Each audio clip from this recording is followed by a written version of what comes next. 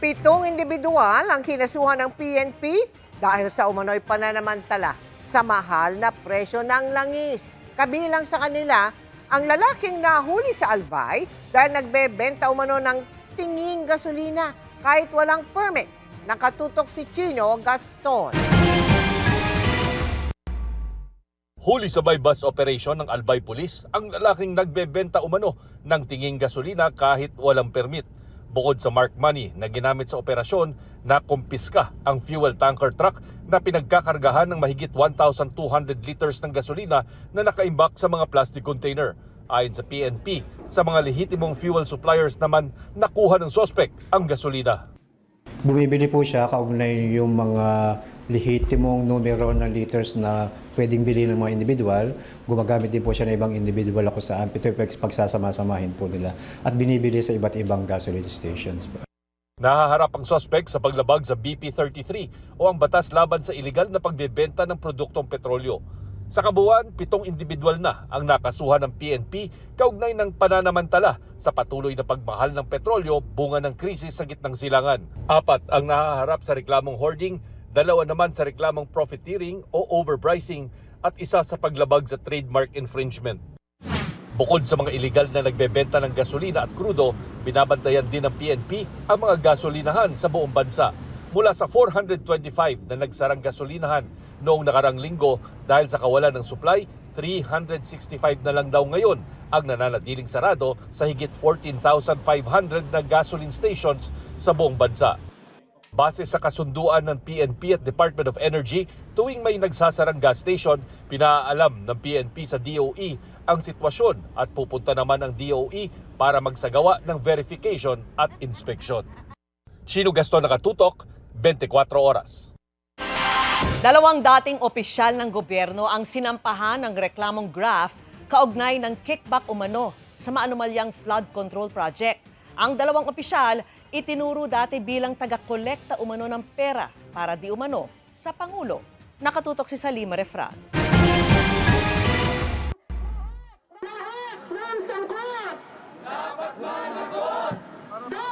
Kinalampag ng iba't ibang grupo ang Office of the Ombudsman ng kanilang ireklamo ng graft, grave misconduct at paglabag sa Code of Conduct of Public Officials sina dating Undersecretary Adrian Bersamin ng Office of the President at dating Undersecretary Traigiv Oleyvar ng DepEd.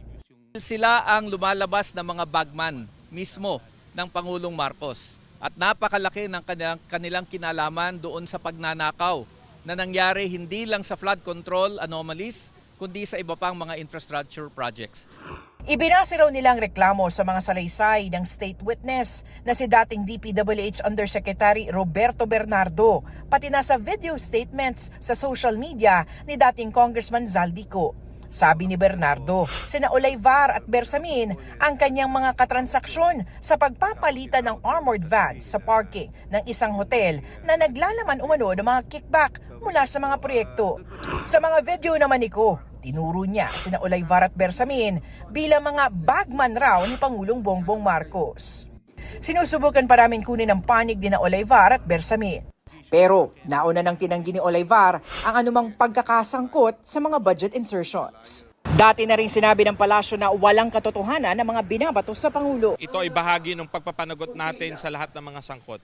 Sila ay sinasabing nakatanggap or tumanggap on behalf of the Malacanang Palace. Kaya gusto natin sila ang unang imbestigahan. Dahil sa investigasyon ng ICI, walang nangyari. Wala man lang matataas na opisyal na napanagot, walang nakulong. Merong mga kaso pero ilan lamang at saka yung mga maliliit na isda lamang. So hindi pwedeng gano'n na lamang ang nangyari sa mga investigasyon na yan. Hindi pwedeng magkalimutan na lang. Malaking dagok daw ito sa taong bayan, lalo't naharap sa krisis sa petrolyo. Krisis ngayon, gusto natin may ayuda, tulong ang mga kababayan natin. Kulang ang pondo ng gobyerno kasi nauubos sa korupsyon. Ang Office of the Ombudsman idadaan sa evaluation ng reklamo. Pero sinabi na noon ni Ombudsman Jesus Crispin Remulla na may gumugulong ng investigasyon kina Bersamin at Oleyvar bunsod ng referral ng ICI o Independent Commission for Infrastructure. Salima Refran, nakatutok, 24 oras. Mga kapuso, konti pa kumpara sa mga nakaraang Holy Week ang mga pasahero ng mga bus na nagpupuntang Baguio ngayong Lunes Santo. Pero Yung mga pasahero ng mga jeepney na namamasada sa Luzon namomroblema sa haba ng pila. Alamin kung bakit sa live na pagtutok ni Bea Pinlac. Bea!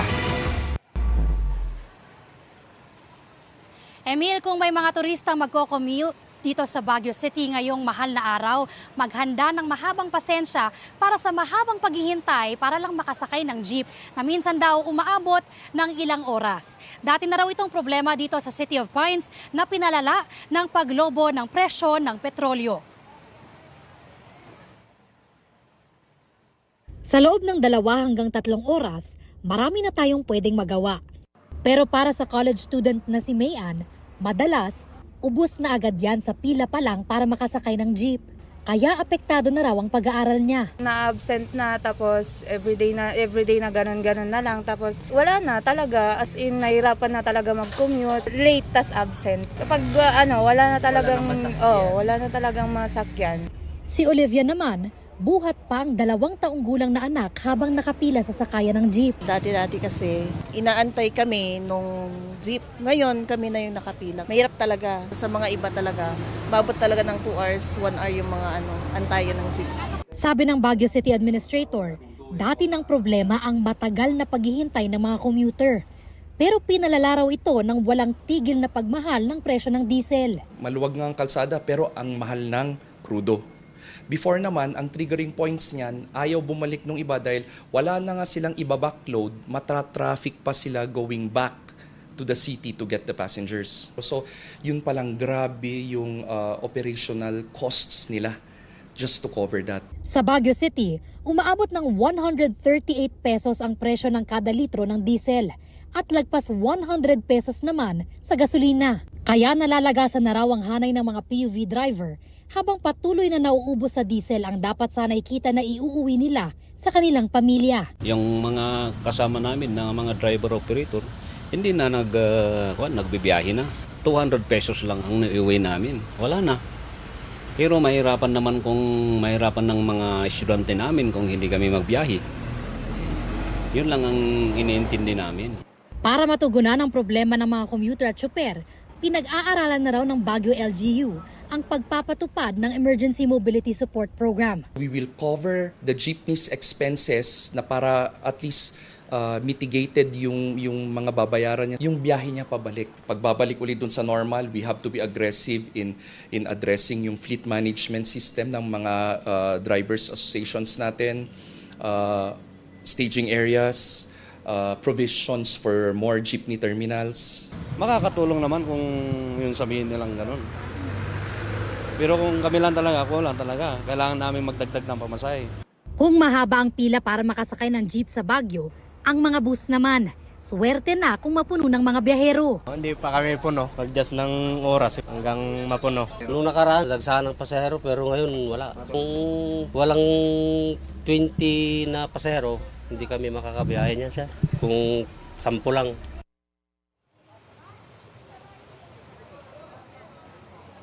Emil, tuloy-tuloy naman daw ang mga coordination meeting ng Baguio City LGU kasama ang mga commuter at transport group para mapagaan ang commute dito sa summer capital ng bansa. Yan muna ang latest mula rito sa Baguio City. Bea Pinlac, nakatutok 24 oras. Maraming salamat, Bea Pinlac. Ngayong umaalagwa ang presyo ng petrolyo, may ilang gustong mag-carpool na lang o sumabay sa ibang may sasakyan sa halip na magkanya-kanya. Pero pati yan, balak hingan muna ng permit sa LTFRB. Nakatutok si Maki Pulido. Carpool ang isa sa pakiusap ng gobyerno ngayong problema, ang presyo at supply ng petrolyo. Pero paano ka makakahanap ng isasabay o masasabay ang pribadong sasakyan? Pwedeng maghanap niyan sa libreng website na nilaunch ni John Mauricio, ang kasamatch.com, na isang hobby project. Nung nag-start tumaas yung presyo ng gas, naisip ko for our subdivision exclusively, gagawa ako ng platform na instead na sa group chat kami mag-usap, which is parang ang hirap kung magsaset up ng carpool, gagawa na lang ako ng system. Para safe, ang mga naghahanap ng mga ka-carpool ang magbubuo ng kanilang group sa website. Hindi pwedeng basta-bastang mag-add ng miyembro. Kailangang aprubahan ng admin ng binuong community. Ang magkaka-carpool na ang mag-uusap kung paano ang hatian para sa isang biyahe. Pwede silang gumawa ng groups, exclusively sa kanila lang. Kayo-kayo lang yung makakakita ng mga carpools na ipopost doon. So mag-post ka doon ng I'm looking for a carpool papunta dito. Yung mga kilala mo lang yung makakita nun, walang iba. So, ganun yung idea. Tapos, wala siyang invite. Kailangan ibigay mo yung username mo dun sa gumawa ng group. Hindi na bago ang konsepto ng carpool, kung saan maaaring magsabay-sabay sa isang sasakyan ng mga pasahero imbes na kanya-kanyang sasakyan at maaaring mag-ambag ng konti sa may dala ng sasakyan. Pero sabi ng MMDA, kailangang mag-apply online ng special permit mula sa LTFRB ang mga magka-carpool para hindi mahuli. Isusulat sa application ang rutang gagamitin. Bukas ang carpool scheme ng MMDA sa lahat ng may-ari ng pribadong sasakyan pati sa mga pribadong kumpanya. Wala pang final guideline, pero maaaring magtakda ng fare structure. Yung fare structure, more on dapat hindi siya tataas ng sobra doon sa regular na binabayaran. Mag-set ng parameters ang DOTR at LTFRB dito para rin po hindi maabuso. Para hindi kumpetensyahin ang pampublikong sasakyan, partikular ang UV Express, 2 biyahe lang ang papayagan, isa sa umaga, isa sa hapon. Point to point dapat ang biyahe, bawal magsakay ng pasahero sa kalsada. Hindi po pwede yung parang namamasada na pick up along the way. Kumbaga may isang pick-up point, may isang drop-off point lang po. Nangangamba ang National Federation of UV Express sa carpool scheme na ito. Halos wala na nga raw kinikita ang mga UV Express driver at operator. Baka maagawan pa sila ng pasahero. Kung ito po ay ipapatupad at hindi po strictly mamomonitor in so far as their regulation ng P2P or point-to-point, doon na po pwedeng makikipag-agawan na sila ng mga pasahero. Tinitiyak ng MMDA na magbabantay sila para matiyak na point-to-point talaga ang biyahe ng mga may carpool special permit. Pero hindi bilib dito ang ilang nakausap naming UV Express driver. Bakit nga hindi nawawala yung kolorum kung binabantayan nila, di ba? Sa mga terminal pa po pumipick up. Kung kaya nilang bantayan, yun lang tanong doon. Sana kaya nilang bantayan. Pero sa sobrang dami rin, ma'am, baka hindi nila kaya mabantayan din yun. Maki Pulido, Nakatutok, 24 Oras. Abot mahigit 1 milyon ang kumpirmadong booking sa eroplano na manggagaling sa NAIA ngayong Semana Santa. Ang ilan, sinamantala ang biyahe habang hindi pa nagmamahal ang fuel surcharge. Nakatutok doon live si Jonathan Andal. Jonathan! Emil, kung makikita mo sa likod ko, marami-rami na yung mga pasahero dito sa NAIA Terminal 3. Pero sa lagay na yan, medyo kumonti na yan kasi kanina, mga bandang alas 6 ng gabi, nako, dagsa po yung mga pasahero dito. Yan po yung check-in counter ng 2 airlines dito sa NAIA Terminal 3. Sabi ng ibang mga nakausap kong pasahero, 4 o 5 oras bago yung kanilang flight, nandito na sila. Nanginginig si Richelle nang lumapit at manghingi ng tulong sa amin matapos i-offload ng immigration officer kaya hindi nakasakay sa eroplano pa Hong Kong. First international trip niya sana ito na ginastosan daw niya ng 40,000 pesos at itinaon niya sa Semana Santa. Hindi naman ako magti-TNT doon. Kasi taga-probinsya po ako. Gusto ko lang talaga ma-experience ng first international travel. Solo tourist lang siya at meron anyang return ticket, hotel booking, payslip, bank statement at pera. Pero ang hinanap sa kanya, affidavit ng taong mag-i-sponsor ng kanyang biyahe, pati passport nito at dokumentong patunay ng ugnayan nila. Pinagalitan pa ako, sabi niya, wag na kasi per compliance na daw. Dapat may kakilala daw ako doon. Because self-sponsor lang po talaga. Hindi na po talaga pwede magpaliwanag kasi hindi naman sila, kasi isang tanong, isang sagot lang talaga sa kanila, sir. Hindi umubra ang paglapit niya sa satellite office ng Bureau of Immigration na pinayuhan si Richelle na lumapit sa kanilang central office sa Intramuros sa Maynila. Useless na labang kukuha ng passport at gusto ko kasi talaga ireklamo, sir. Ang pamilyang ito naman na biyaheng Palawan nag-book sa iisang flight pero nitong Huwebes, inabisuhan silang hiwa-hiwalay na sa 3 magkakaibang flight.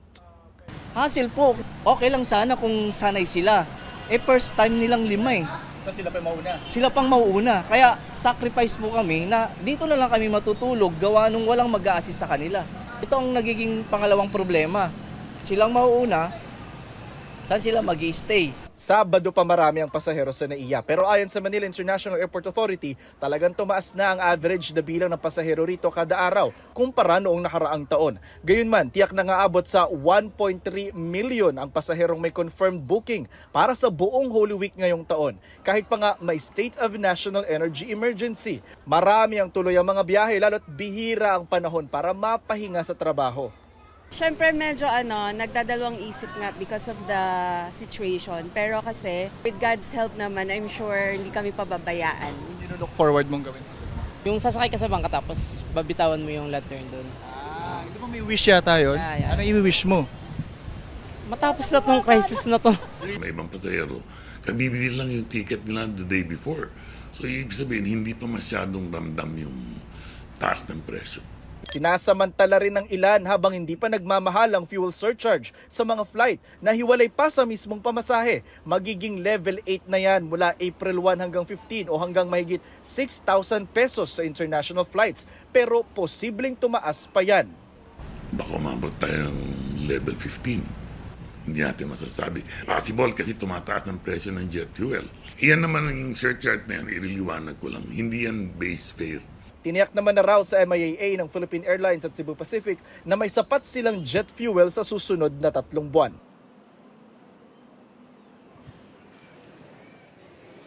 Emil, kakaanunsyo lang ng Philippine Airlines, sinuspindi muna nila yung kanilang mga biyahe between Manila at Riyadh hanggang sa April 8 dahil pa rin po yan sa gera sa Middle East. Pinapayuhan po nila yung kanilang mga apektadong pasahero na pwede raw mag-avail ng libreng rebooking o di kaya refund.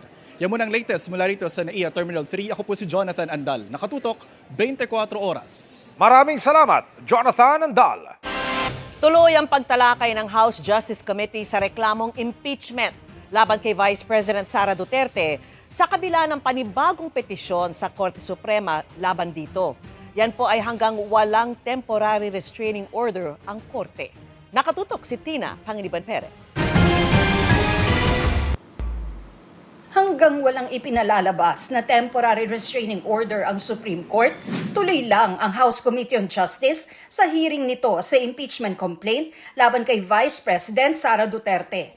Kaya tuloy raw ang hearing ng komite sa April 14, 22 at 29. Noong isang linggo, hiniling sa Korte Suprema na mga abogadong sumusuporta kay Duterte na ipatigil ang pagdinig sa Kamara. Panggulo lang po yun eh. Kasi una sa lahat, hindi naman po yung pangalawang Pangulo po yung nag-file po ng petition po na ito. Nilinaw ng bise at kanyang abogado na hindi raw sila kinonsulta ng mga naghain ng petisyon. Ako personally, hindi ako na-konsulta. No? Wala kaming naging pag-uusap ukol dito. Kami ba magpa-file ng SC petition, hindi ba? And I always say that's a real possibility. Pero duda rito si Justice Committee member, Representative Terry Ridon. Magkakasama ho sila nung pong ilan sa mga petitioners sa entablado doon po sa araw ng Davao. No? So tingin ko magkakasama at alam na pangalawang Pangulo ito po nga kaso dito. And more importantly, doon po sa previous case last year, ganon din naman ho eh.